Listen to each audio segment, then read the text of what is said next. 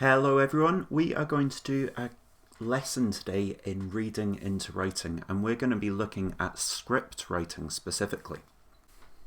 So in this lesson we're going to be learning to use what we read to help us with our writing. So we're not just going to be writing from a given thing, we're actually going to be using texts that are already made to help us with our writing, and specifically script writing in this case. And our success criteria: first one, I can read or listen to a text and take information from it to create a text of my choice. So I will be reading these texts to you, but it's also good if you can try and read it yourself. And then you're going to take some of those ideas and actually put it into your own writing and use the text as the basis for your writing. Second one, I can respond to a range of different questions about a text in order to deepen my understanding of the text. Now this is really important. Whenever you're reading, we need to actually ask ourselves questions as we're reading to try and get a better understanding. If you just quickly read through it, you won't fully grasp the meaning of the text. So that's why we've got some questions in one of the texts. And the second one, I want you to think of similar questions to try and support you in making good writer decisions to help you with your writing. And the third one, I can lay out my work in an appropriate way for the type of text that I'm creating. And this is an important one with script writing, as it's a very, very different style of writing to what we're used to. So here's a text in Old Blue Peter style that I made earlier. And this is from one of my reading cards, and it's "Do I have to?" Get up! Do I have to? Yes, you have to go to school. Do I have to? I want you to be dressed in 5 minutes. Do I have to? Stop saying, do I have to? Do I have to? Sorry, I'll get up. Can you help me with my homework? Do I have to? So you'll see there was a wee part in brackets that I didn't read. And I didn't read the things on the left-hand side because if you were watching this play unfolding, you wouldn't actually hear the actors saying, "Mum, get up. Anne, do I have to?" You would just hear the voices, and that's why script writing is different. Notice that we've got down the left-hand side, we've got the character names. And if there's something in brackets, that means it's not actually getting read out. What's happening there is it's an action, and we'll see a wee bit more of that later on. But before we do anything else, in a second I want you to pause the video and answer the questions. And I might have already given you the answers to some of these. So our first question is a remembering question. Who were the two characters in this play script? Just write that down in your jotters. Second question, what time of day is it? How do you know? That was an understanding question, so you've got to read between the lines there. Number 3 is also an understanding question. How do you think Mum was feeling in this play? So again, you've got to read between the lines there. So now an applying question. If you were Anne, how would you get Mum to let you sleep? So if you were Anne, how would you get Mum to let you sleep? Try and really think that one through. If you were her, what would you do? How would you change this? Number 5 is an analysing question. Why do you think Mum says, "Do I have to?" at the end? Interesting one. Question 6 and 7 are creative ones. So number 6, act out this scene with a partner. So find someone in your house and act this out. And number 7, make your own "Do I have to?" play script. And before someone gives me that wee cheeky answer, "Do I have to?" which I know you will, yes you do. I would like you to try and write your own quick script. I'm not asking for loads. I mean, on my script there, 3, 4, 5, 6, 7, 8, 9, 10, 11 lines. That's all I did. Say, try 6 to 10 lines. Just make your own little "Do I have to" script for your own situation, not getting out of bed, but something different. So pause the video here, have a go at that. It should really take you about 15 minutes tops.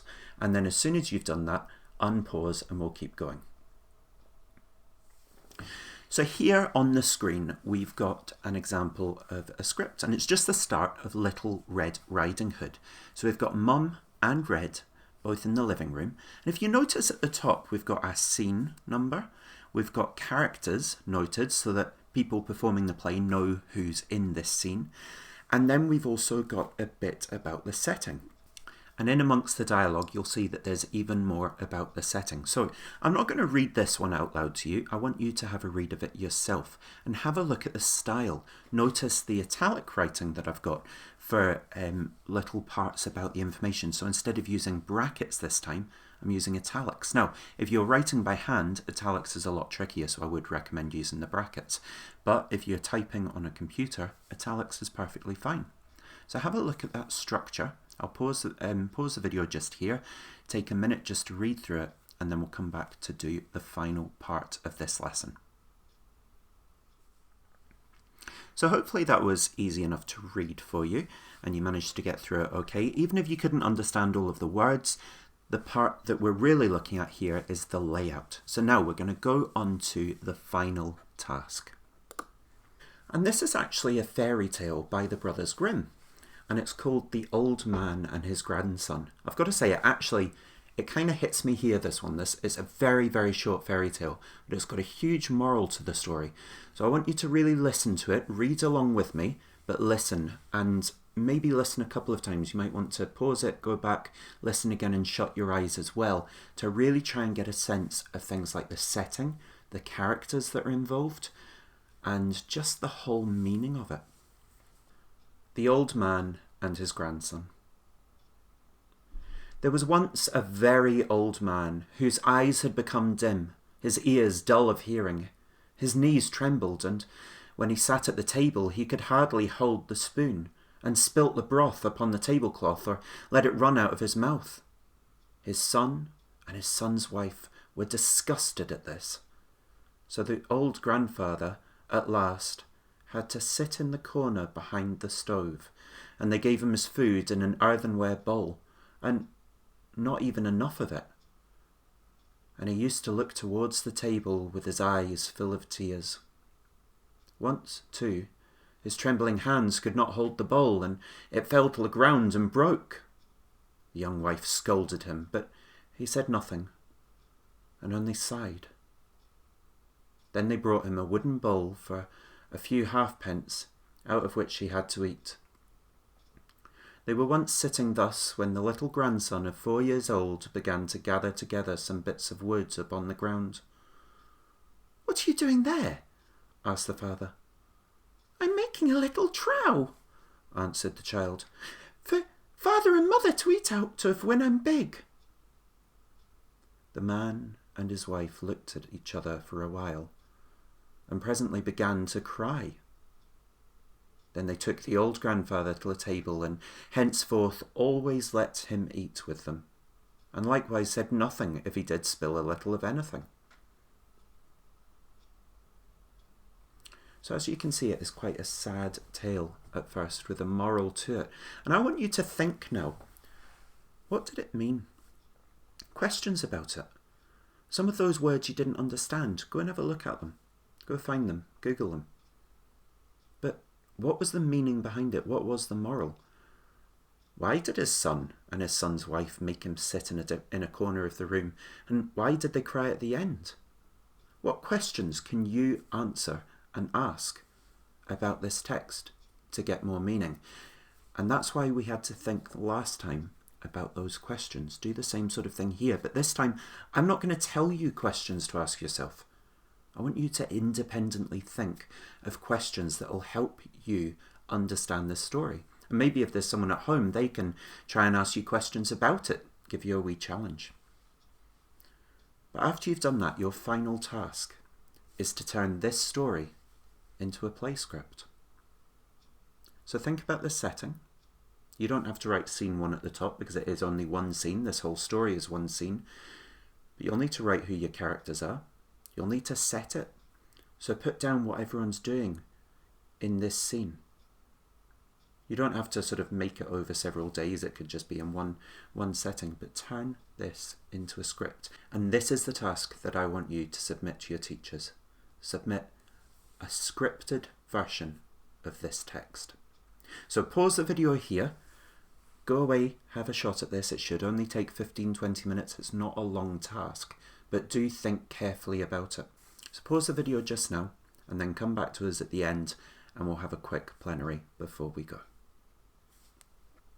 So today we were learning to use what we read to help us with our writing. Were you successful? Did you read or listen to the text and take in information from it to create a text of your own choice? Well, if you wrote your own script at the end there, you used everything from that text to turn it into a text of your own choice. So if you did that and you think you did it successfully, make sure to green dot that one. And what about the second one? Did you respond to a range of different questions about a text in order to deepen your understanding of it? Well, the first text we did, do I have to text, that one had questions already put out for you. But the second text, I didn't put out questions. So did you ask yourself questions to deepen your understanding? Do you think you did that well? Make sure to assess yourself on that one. And finally, laying out your work in an appropriate way. Did you remember to put the character names down the left-hand side? Did you leave a good gap between the character names and your text? Did you use different ways of showing what someone was saying and what the setting was and what people were doing? If you think you did all of those things, then make sure to assess yourself green. Amber, if you think you've still got some way to go, you were okay, you were nearly there. And red if you think that was tricky and we can give you a bit more help. So boys and girls, I really hope you enjoyed today's lesson on script writing. It would be amazing to see some of your scripts that you make. You don't have to just use the scripts that we did, but maybe there's a favourite story of yours that you want to write a script for. Maybe you can. Maybe you want to make up your own. But remember, in order to help you with your writing, it's always a good idea to think about reading and what you read, to help to give you that good understanding of how to take your writing forward. And that's why we're doing reading into writing. Have a great day, and I'll see you soon. Bye-bye.